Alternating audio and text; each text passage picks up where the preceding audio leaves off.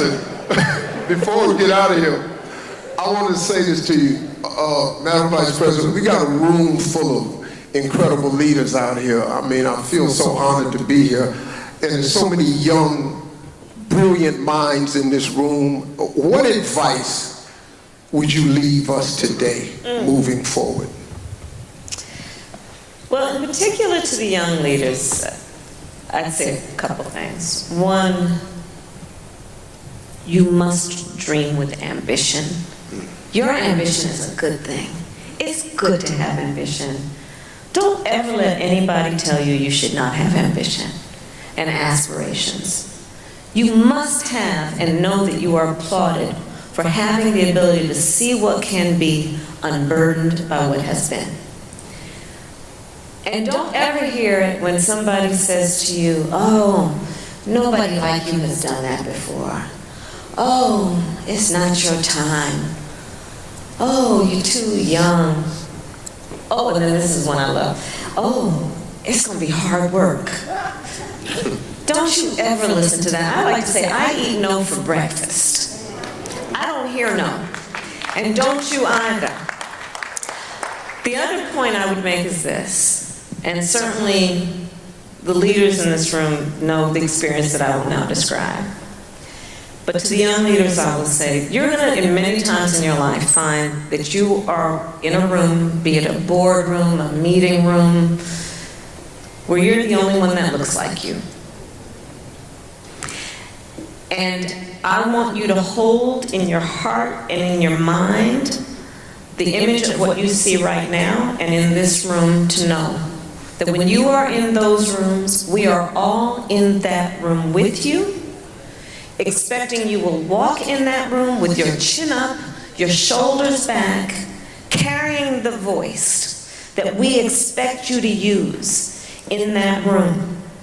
And know you are always applauded for being there. Don't ever let a circumstance or situation or person make you feel alone. We are all there with you, and that's the beauty of what 100 Black Men does as an organization.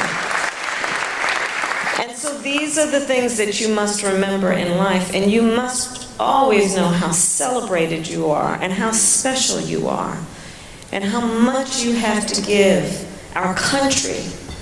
We need you. To the young leaders, I started, Steve, as you said, a college tour last fall. I'm going to tell you, I love Gen Z. I really do.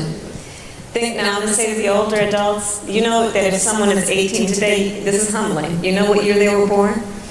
2006. Deal with that. But think about Gen Z and our younger leaders. They've only known the climate crisis. They have actually coined a term, climate anxiety, to describe their concern about having children one day or owning a home for fear of what extreme weather might do to wipe it out. They witnessed the killing of George Floyd. They went through a pandemic and lost significant pieces of their education and socialization process. During the height of their reproductive years, the highest court in the land, the Court of Thurgood, just took a constitutional right from them so that our daughters will know fewer rights than their grandmothers.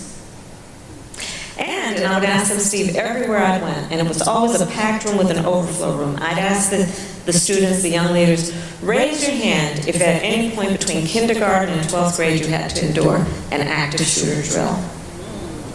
And almost every hand went up. It was bone-chilling.